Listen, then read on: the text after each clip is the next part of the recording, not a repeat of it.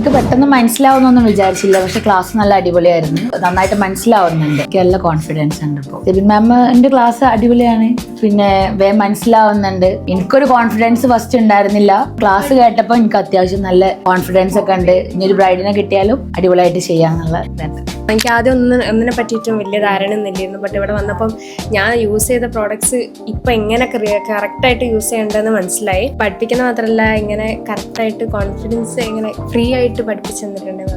ക്ലാസ്സൊക്കെ നല്ലതായിരുന്നു. ഹെയർ ആണെങ്കിലും ഫേസ് ആണെങ്കിലും സാരി ആണെങ്കിലും എല്ലാം നന്നായിട്ടുണ്ട്. നമുക്ക് ഡൗട്ട് ഉണ്ടെങ്കിൽ പിന്നെ ചോദിച്ചാലല്ലേ നല്ലോണം ക്ലിയർ ആക്കി തരുകയും നല്ല ക്ലാസ് ആയിരുന്നു. ഇന്ന് നമ്മളെ ഹെയറിന്റെ ക്ലാസ് ആണ്. എങ്ങനെയൊക്കെ ചെയ്യാം എന്നുള്ളത് ഏകദേശം ഒരു ഐഡിയ ഒക്കെ കിട്ടി. നമ്മൾ മേക്കപ്പ് ചെയ്യുമെങ്കിലും പക്ഷെ അങ്ങനെ ഒന്നല്ല, അതിൽക്കും കൂടുതലുണ്ട് പഠിക്കാനെന്നുള്ളത് ഇവിടെ വന്നപ്പോൾ മനസ്സിലായി. അത്രയൊക്കെ പെർഫെക്റ്റ് ആയിട്ട് ചെയ്യാൻ പറ്റും പ്രതീക്ഷിച്ചില്ല. ഇവിടെ വന്ന് മാമിന്റെ ക്ലാസ് ഒക്കെ കേട്ടപ്പോൾ ഒക്കെ ഓക്കെ ആയി. ഒരു പ്രതീക്ഷയില്ല ഞാൻ പഠിക്കാൻ പറ്റുന്നുള്ളത്.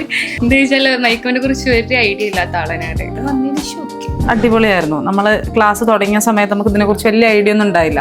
നോർമലി മേക്കപ്പ് ചെയ്യുമ്പോൾ ഒരു ലിപ്സ്റ്റിക്കോ ഐലൈനറോ എന്നല്ലാണ്ട്, പക്ഷെ നമ്മൾ ഉപയോഗിക്കുന്ന പ്രോഡക്ട്സ് ആണെങ്കിലും അത് യൂസ് ചെയ്യുന്ന രീതി ആണെങ്കിലും ഒക്കെ ഭയങ്കര ഡിഫറെന്റ് ആണ്. ഏകദേശം ഒക്കെ സെറ്റായി. ഇന്നിപ്പോൾ നമുക്ക് ഹെയറിന്റെ സെക്കൻഡ് ക്ലാസ് ആണ്. ഞാൻ ഫസ്റ്റ് ടൈം ഇവിടെ നിന്നാണ് പഠിക്കുന്നത്. മാമിന്റെ ക്ലാസ് ഇപ്പം ജെബി മാം ആണെങ്കിലും മൻഷി മാം ആണെങ്കിലും ഒക്കെ അടിപൊളിയായിരുന്നു. നല്ല ക്ലാസ് ആയിരുന്നു. ഞാൻ വിചാരിച്ചതിനെക്കാട്ടും കൂടുതലായിട്ട് നമുക്ക് പഠിക്കാൻ പറ്റി. ഞാൻ ഇൻസ്റ്റയിൽ കൂടെ ആണ് കണ്ടത്. അണ്ടിത്ത പറഞ്ഞിട്ടാണ് ഞാൻ ഇത് കണ്ടത്. മാമിന്റെ ക്ലാസ് ആണ് കണ്ടത്. അപ്പൊ തന്നെ എനിക്ക് ഇഷ്ടപ്പെട്ടു. അങ്ങനെയാണ് ഞാൻ ഇവിടെ വന്നത്. ആദ്യം കുറച്ചൊക്കെ അറിയായിരുന്നു, പക്ഷെ ഇവിടെ വന്നപ്പോഴാണ് കുറെ ഉള്ളത് അറിയണം തന്നെ. കുറെ സാധനങ്ങൾ ഉണ്ടെന്ന് അറിഞ്ഞത് ഇവിടെ വന്നപ്പോഴാണ്.